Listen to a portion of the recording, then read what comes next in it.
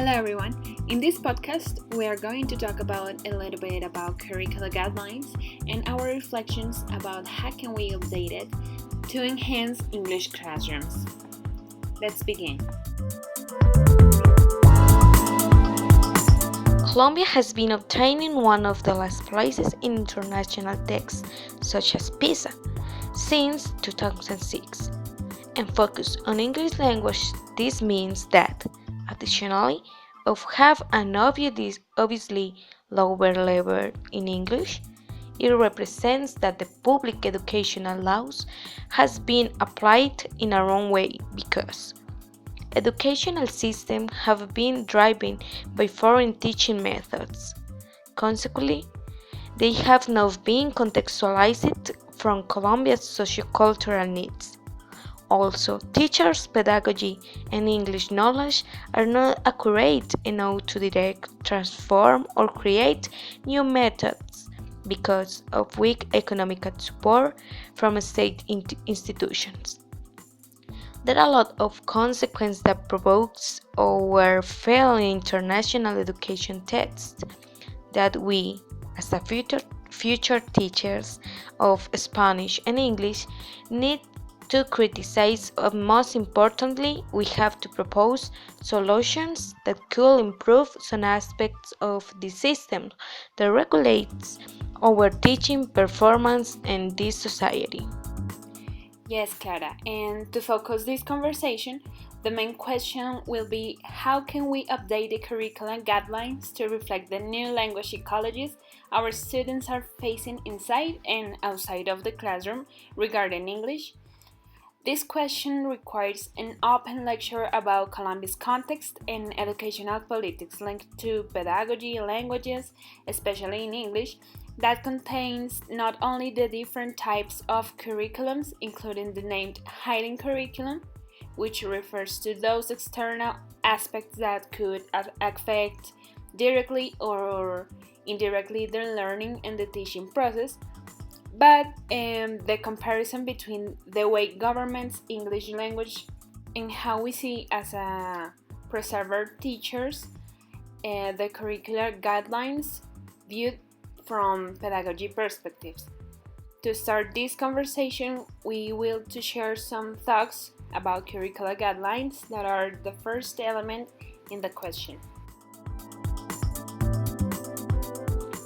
We have to think that English educational guidelines were published in 1999, and since then it continues ruling schools, which means that Colombia's government does need to contextualize laws because of notable social, cultural, and especially technological updates that have been transformed our way of life and learn.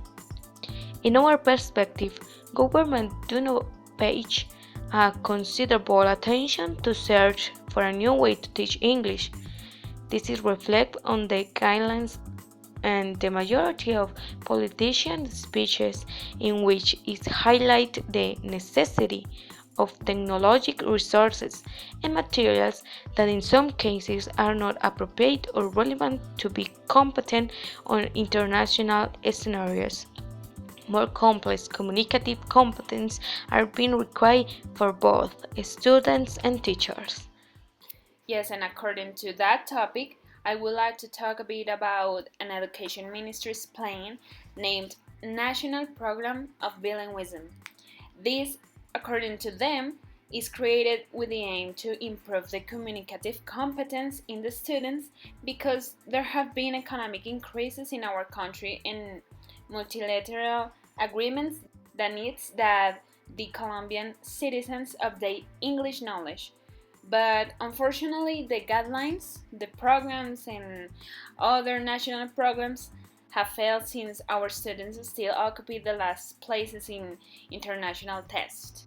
So, in this case, we are wondering what kind of people are ruling our education. Do they know about Colombia's educational needs? What does English mean for them? What the competence means? Just an economic support to raise human capital to work in a national or international empires? Yes, those questions are very important because according to the National Program of Bilingualism, for example, um, is another program that was created in 2004 with the aim to promote the English learning and to improve English teaching at the same time. Also, it was established as a strategy to promote the competition between students, and finally, as an opportunity for citizens to improve their communicative competence, which means that we can improve the quality of life and to be recognized for other countries for an individual and collective growth, according to Colombia Aprende. Well, in this way, we can see that English is viewed as a way to improve an economic field, but not as a way to increase or improve a student's meaningful knowledge. The programs are designed to create competitive people, but not thinking people. Exactly. As Alfonso Vargas and another says, the point of view of pedagogy diverges from neoliberal macroeconomic structures. This means that government speech are directed towards terms of quality that are truly based on over structures of quantity. The term quality has gained a big appraisal due to the creation of CONACES, Consejo Nacional de Aseguramiento de la Calidad de la Educación Superior, and its famous norm of ISO that not only accredits education but assigns the level of high quality in higher education. This is another controversial theme that requires attention since, for example, in education standards is named in several times concepts as efficiency and profitability in English learners. Yes, what does it mean? To us, it means that education is viewed as a tool to produce competent humans that can live in a competitive world. And there is nothing wrong with that. It's actually very good. But the problem resides in the way politicians are thinking in humans and the power relationship with education. One pedagogy question we have to think about is what kind of human beings do we need to educate for a better society? And according to guidelines and standards, apparently Colombia needs instructional methods. We need technicians and super specialized people that follow certain kind of rules without take care about ethical and cultural values, and the significant importance that a second language has in terms of global relationships without the necessity of taking into account economic factors.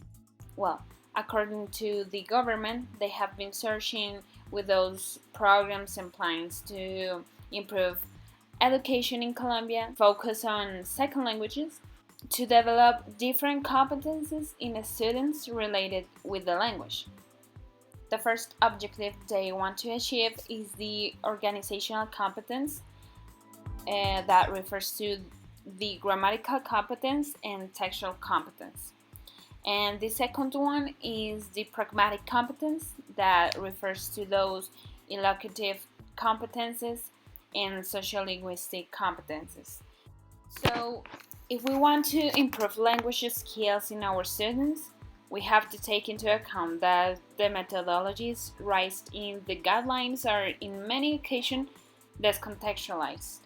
It implies that all students cannot have an opportunity to learn the language. It means that each student has different learning strategies, and the methodologies presented by the guidelines um, limit the learning process. In the same line, if we want to update the curricular guidelines to improve it, we have to care about the evaluation as a fundamental part of that process of the educational process, but not in a summative way, but in a formative way, because in this sense, teachers can help students to regulate their own learning through feedback in which teachers can do suggestions and corrections, fostering students' learning and to understand what is wrong with some of their learning processes, and how can we remedy and create solutions to improve their learning, being coherent with their context. In this sense, curricular English guidelines have to think in all the difficulties that our education has. It means that we can offer to students an appropriate educative environment if our teacher doesn't have any training and updated knowledge of the language, if the remote schools are not taken into account to give them materials and resources, and if the guidelines will continue in the same logic that the past 17 years. People are changing through the years. The new technological devices that has been implemented in education can permit a best approach in English teaching, but if the teachers continue in the same logic, teaching in an identical way, all to be continued similar, and Colombia will copy the last places. Yes, according to that topic, the issues raised by the men in 2006, all the students close to completing their studies have to obtain level B1 in 2019, based on the Common European Framework, and through a program named Visión Colombia 2019. These results, from our perspective, are a little utopian and unshapeable, take into account first that the guidelines are discontextualized and old-fashioned. Second, many of the state institutions doesn't have materials or resources to improve students' English. Third, some teachers are not enough updating related to English and even Spanish knowledge. They don't have the proper preparation to teach English, and the ministry doesn't give them appropriate resources to improve it. Unfortunately, only 2% of the students have an intermediate level of English. It means that the National Program of Bilingualism and Colombia Very Well program are not having the desired impact. The various incongruities between guidelines, standards, and this program show us once again that public politics about education in our country are failing every day. But not only students have lower levels, teachers in Colombia are bad in English. Only 35% of they has a B1 level, and the didactic use of technology in classroom are deficient and precarious. Yes, Clara, and another big problem in our country is that many of our English teachers are not at the required level, as we said before. This affects directly the students' processes, obviously, because teachers are not in the desired quality.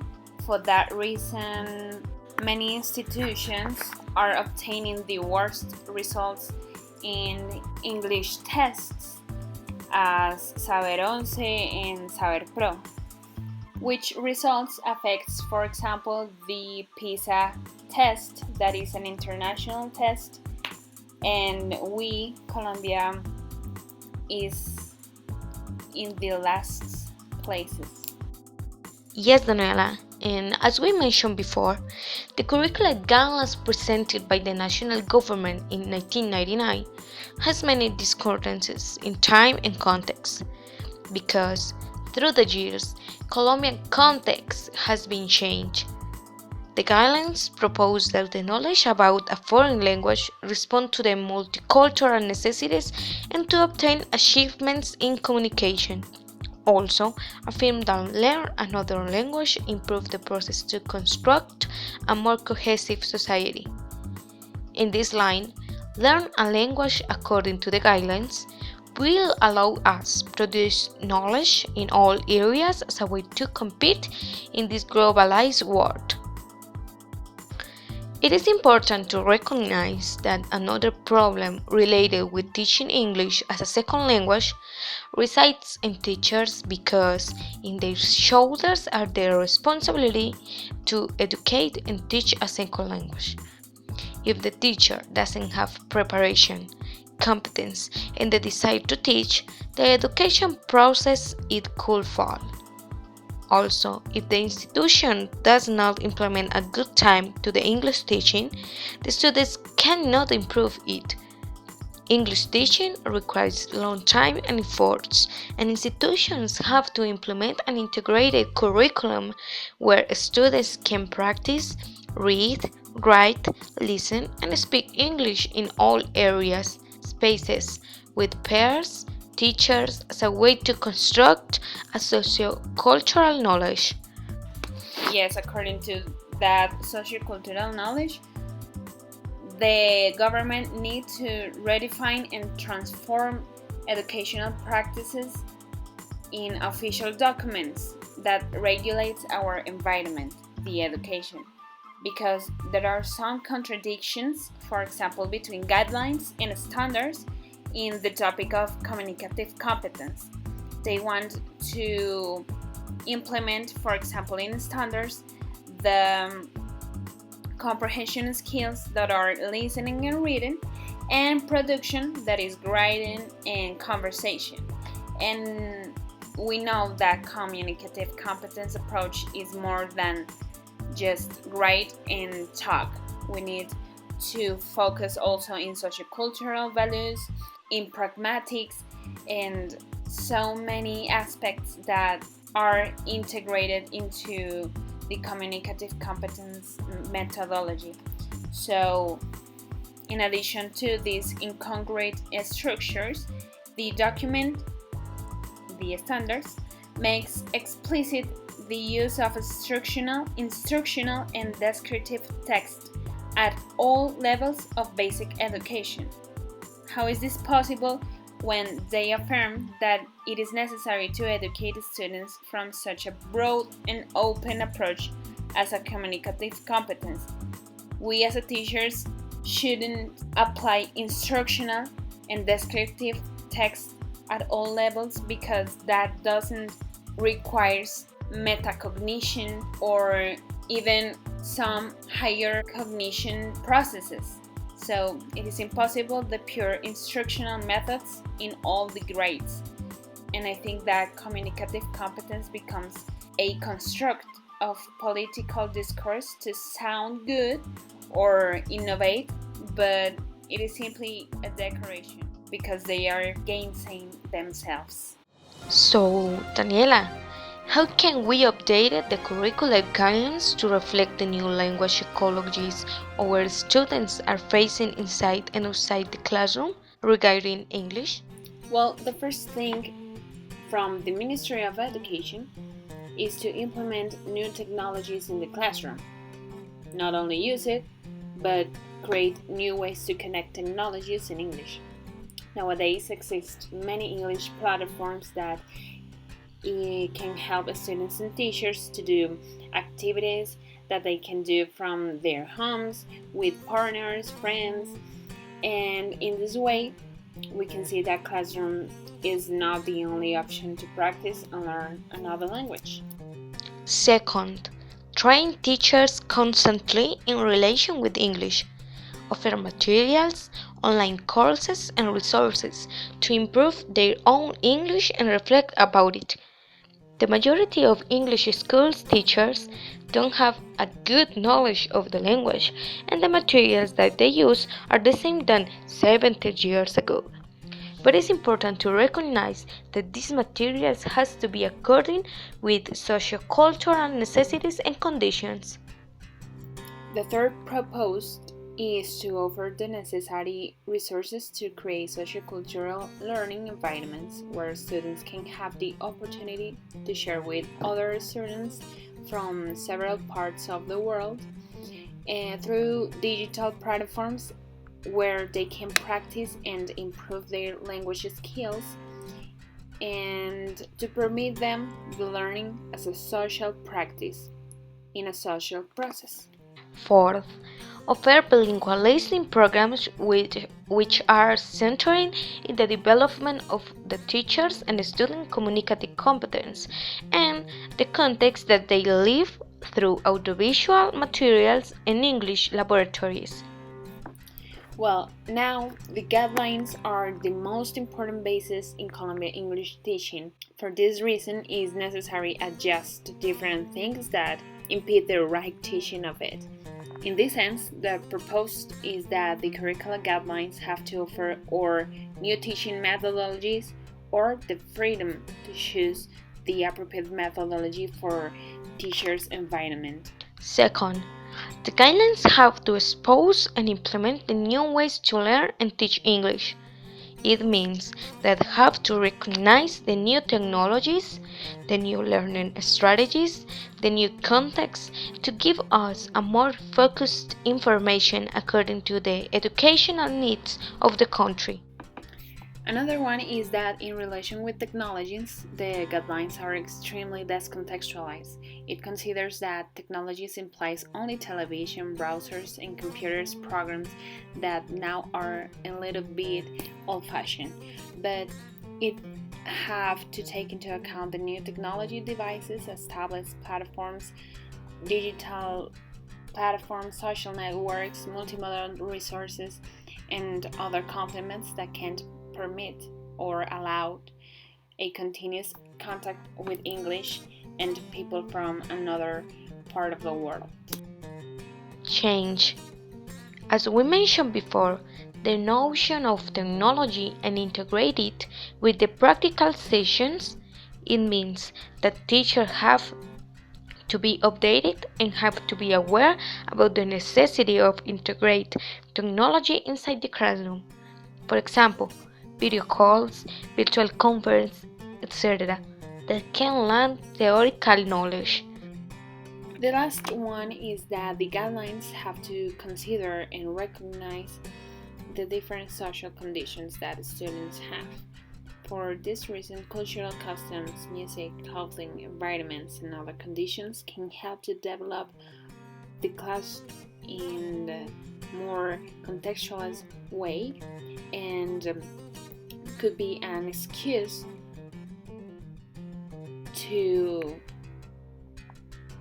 use English as a tool to externalize social and cultural values. It is not necessary to fill schools with pointers, books, and materials that not only give entertainment to students. It is important that teachers take ownership of his or her knowledge and to become a mediator between students and knowledge.